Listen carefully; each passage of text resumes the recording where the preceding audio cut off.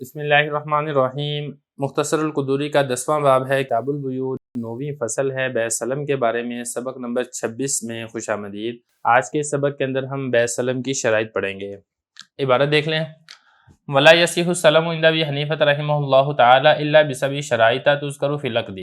جنس معلوم ونوع معلوم وصفۃ معلومۃ ومقدار معلوم واجل معلوم ومعرفۃ مقدار راس المال اذا كان مما يتعلق العقد على مقداره كالمكيل والموزون والمعدود، وتسمية المكان الذي يفيه فيه اذا كان له حمل ومؤونة، وقال ابو يوسف ومحمد رحمهم الله لا يحتاج الى تسمية راس المال اذا كان معينا ولا الى مكان تسليم ويسلمه في موضع العقد، ولا يصح السلم حتى يقبض راس المال قبل ان يفارقه، ولا يجوز التصرف في راس المال ولا في المسلم فيه قبل القبض۔ ترجمہ دیکھ لیں۔ اور بیع سلم صحیح نہیں ہے امام صاحب رحمۃ اللہ علیہ کے نزدیک مگر 7 شرائط کے ساتھ، جس کو ذکر کیا جائے گا عقد میں۔ جنس معلوم ہو، نوع معلوم ہو، صفت معلوم ہو، مقدار معلوم ہو، وقت معلوم ہو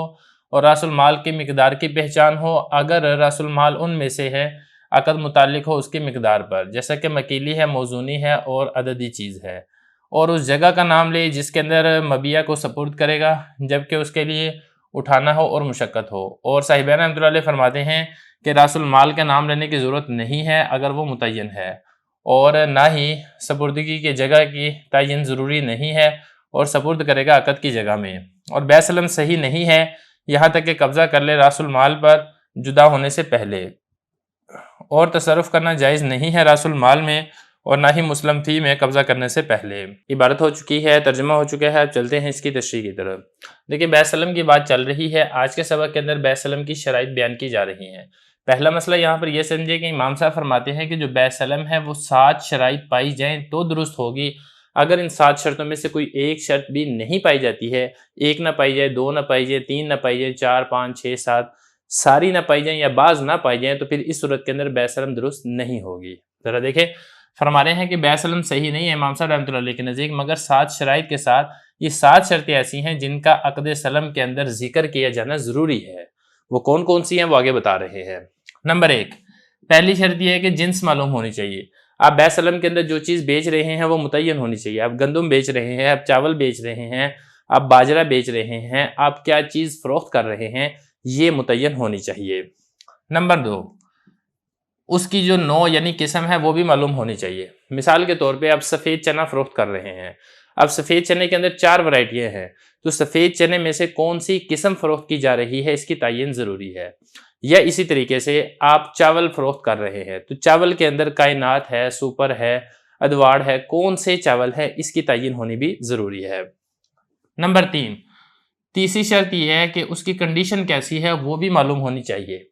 مطلب جو آپ نے یہ تو طے کر لیا کہ گندم میں فروخت کر رہا ہوں، اور یہ بھی طے ہو چکا ہے کہ گندم کی کون سی قسم دی جائے گی، پھر ساتھ ساتھ یہ بھی طے ہونا چاہیے کہ جو گندم ہے اس کی کوالٹی کیسے ہوگی، آیا اچھی کوالٹی کی ہے، موٹے دانے والی ہے یا باریک دانے والی ہے، اور آیا اس کی کوالٹی اور صفت کیسی ہے، آیا صاف گندم ہے یا اس کے اندر کنکر وغیرہ بھوسا وغیرہ زیادہ ہے، تو اس چیز کی تعین ہونی بھی ضروری ہے۔ نمبر 4، جو چوتھی شرط ہے وہ یہ ہے مقدار معلوم ہونی بھی ضروری ہے۔ جیسے گندم ہی ہے تو گندم، یہ تینوں چیزیں آپ نے طے کر لی ہے تو یہ بھی طے کریں کہ آپ 1 من بیچ رہے ہیں، 50 کلو بیچ رہے ہیں، 10 من بیچ رہے ہیں، کتنا بیچ رہے ہیں۔ اور نمبر 5، جو ثمن ہے جو بعد میں ملنی ہے اس کی مدت یہ بھی متعین ہونا لازم اور ضروری ہے۔ اگلے مہینے کی 10 تاریخ کو ملے گی یا 3 مہینے بعد ملے گی، کب ملے گی اس کی تعین بھی لازم اور ضروری ہے۔ چھٹی شرط دیکھیں، راس المال کی مقدار کی معرفت یہ بھی ضروری ہے۔ دیکھیں جو ثمن ہے وہ ثمن مکیلی چیزوں میں سے ہے، موزونی چیزوں میں سے ہے، عددی چیزوں میں سے ہے، اس کی مقدار کتنی ہے یہ بھی معلوم ہونا ضروری ہے۔ مثال کے طور پہ چاول فروخت کیے تھے اور چاول کی جو ثمن ہے وہ گندم طے کی، اب گندم مکیلی ہے، اب یہ جو مکیلی ہے اس کی تعین ہونی چاہیے کہ کتنے، مثلا 10 کیل ہیں یا 15 کیل ہیں یا 20 کیل ہیں، کتنے کیل گندم ثمن دی جائے گی چاولوں کی، یہ طے ہونا ضروری ہے۔ یا اسی طریقے سے موزونی کی مثال دیکھ لیتے ہیں۔ موزونی کی مثال کیا ہے؟ جیسا کہ چاول فروخت کیے تھے اس کے بدلے میں، چنے کے بدلے میں، اب چنے جو ہیں چنے موزونی ہیں، اب موزونی چیز کو ثمن طے کیا گیا ہے تو یہ معلوم ہونے چاہیے کہ چنے کتنے وزن دیے جائیں گے ثمن کے طور پہ۔ 1 من دیے جائیں گے، 50 کلو دیے جائیں گے، 70 کلو دیے جائیں گے، یا اسی طریقے سے عددی چیز ہو، سمن عددی چیز کوئی طے کی جائے، مثال کے طور پہ اشرفیاں ہیں، یا اسی طریقے سے دینار ہیں، دینار اشرفی ایک ہی ہوتی ہے، دینار ہے یا درہم ہے جو کہ گن کر دیے جاتے ہیں، تو یہ عددی چیز ہے، تو یہ بھی تعین ہونی چاہیے کہ یہ جو چاول ہے مثال کے طور پہ اس کی جو ثمن ہے وہ کتنے درہم دیے جائیں گے، 10 درہم دیے جائیں گے، 15 درہم دیے جائیں گے، 17 درہم دیے جائیں گے۔ دیکھیں یہی بتا رہے ہیں کہ جو راس المال ہے یعنی جو ثمن ہے اس کی مقدار کی پہچان ہونا بھی ضروری ہے، اذا کانا جبکہ راس المال مما ان میں سے ہو یتعلق العقد کہ عقد متعلق ہوتا ہو اس کی مقدار پر، جیسا کہ مکیلی ہے، موزونی ہے، یا پھر معدودی یعنی عددی چیز ہے۔ 7ویں شرط کیا ہے؟ تسمیت المکان، اس جگہ کی تعین جس کے اندر مبیع کو سپرد کرے گا جبکہ اس کے لیے اٹھانا ہو اور اس کے لیے مشقت ہو۔ دیکھیں مبیع کی 2 قسمیں ہیں، ایک مبیع کی قسم تو وہ ہے کہ جس کے لیے اٹھانا اور مشقت نہیں ہے، مثال کے طور پہ ایک موبائل فروخت کیا ہے بیع سلم میں، اب موبائل اٹھا کر دیا جا سکتا ہے تو اس کے اندر تو نہ تو اٹھانے کی مشقت ہے اور نہ ہی اس کو اٹھانے پر لے جانے پہ کوئی کرایہ لگتا ہے، لیکن اگر ہم یہ تصور کر لیتے ہیں کہ چاول ہے 100 من، اس کے اندر بیع سلم کیا، اب 100 من جب چاول ہے تو ظاہر ہے 100 من چاول اٹھا کر تو نہیں دیے جا سکتے ہیں، اس کے لیے ٹرانسپورٹیشن چاہیے، اس کے لیے آپ کو مزدور چاہیے، تو یہ 100 من چاول جس جگہ میں سپرد کیے جائیں گے اس جگہ کی تعین ہونی بھی ضروری ہے کہ جو بائع ہے یہ جو 100 من چاول ہیں وہ کس جگہ میں سپرد کرے گا۔ دیکھیں یہی بتا رہے ہیں تسمیت المکان، اس جگہ کی تعین الذی یوفیہ فیہ جس کے اندر وہ ادا کرے گا، جس جگہ میں وہ ادا کرے گا۔ یوفیہ میں جو ہی ضمیر ہے یہ لوٹ رہی ہے مبیع کی طرف، اور فیہ میں جو ہی ضمیر ہے یہ لوٹ رہی ہے اس جگہ کی طرف۔ اذا کان لہ حمل جب کے لیے اس کے لیے اٹھانا ہو، ومعونہ اور اس کے لیے مشقت ہو، اگر مشقت سے اور اٹھانے پہ خرچہ وغیرہ آتا ہے تو اس جگہ کی تعین کرنا بھی ضروری ہے۔ تو امام صاحب رحمۃ اللہ علیہ کے نزدیک یہ 7 شرطیں پائی جائیں گی تو پھر بیع سلم یہ درست ہوگی۔ صاحبین کا تھوڑا سا اختلاف ہے وہ میں آپ کو بتاتا ہوں۔ دیکھیں صاحبین رحمۃ اللہ علیہ جو ہیں 5 شرطوں کے اندر تو امام صاحب رحمۃ اللہ علیہ کے ساتھ متفق ہیں، صاحبین بھی فرماتے ہیں کہ 5 شرطیں پائی جانی ضروری ہیں بیع سلم میں، اختلاف ہے شرط نمبر 6 میں اور شرط نمبر 7 میں۔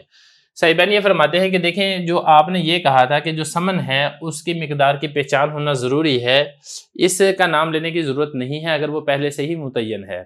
جیسا کہ اگر کسی علاقے کے اندر درہم کا رواج ہے، اگر وہ یہ کہہ دیتا ہے کہ میں یہ والے جو چاول ہیں یہ میں آپ سے خریدتا ہوں 100 کے بدلے میں، تو جب 100 اس نے کہہ دیا ہے تو درہم کا رواج ہے تو درہم ادا کرنے ہی لازم ہوں گے، باقاعدہ تعین کے ساتھ درہم کہنے کی ضرورت نہیں ہے۔ یا اسی طریقے سے جیسے پاکستان کے اندر پاکستانی روپے کا رواج ہے، تو اگر صرف اس نے یہ کہہ دیا کہ میں 5000 کے بدلے میں آپ سے یہ فلاں گندم خریدتا ہوں یا میں آپ سے اتنے چاول خریدتا ہوں بیع سلم کے اندر، تو صرف 5000 کہہ دینا ہی کافی ہے، باقاعدہ طور پر 5000 روپے کہنا یا ریال کہنا یا ڈالر کہنا اسی کی ضرورت نہیں ہے۔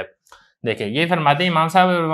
امام ابو یوسف اور امام محمد رحمۃ اللہ علیہ فرماتے ہیں لا یحتاج احتیاجی نہیں ہے، ضرورت نہیں ہے راس المال کے نام لینے کی، اذا کان معینہ جبکہ وہ متعین ہو۔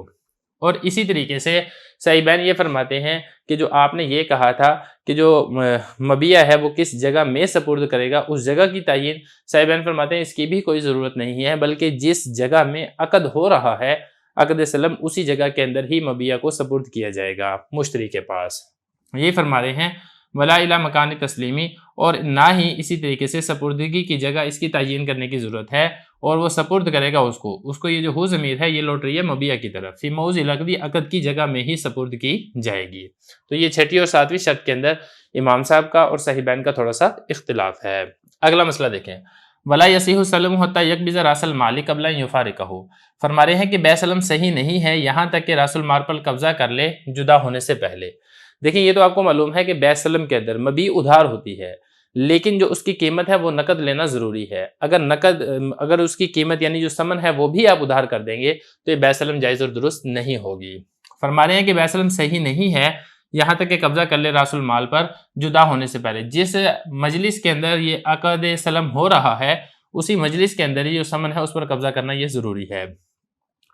اسی طریقے سے بتا رہے ہیں کہ راس المال کے اندر تصرف کرنا اور مسلم فی میں تصرف کرنا قبضے سے پہلے یہ بھی جائز نہیں ہے۔ اب راس المال میں کوئی تصرف کیا جائے، مثال کے طور پہ اب یہی چاول لگا لے، 100 من چاول کی بیع سلم ہوئی ہے، اب 100 من چاول کا جو ریٹ طے ہوا تھا وہ ہوا تھا 5 لاکھ، اب 5 لاکھ کے اوپر بھائی نے بھی قبضہ نہیں کیا ہے، بھائی یہ کہتا ہے کہ بھئی یہ جو 5 لاکھ آپ نے مجھے دینے ہیں آپ ایسا کریں اس 5 لاکھ کے مجھے موٹر سائیکل لا دیں،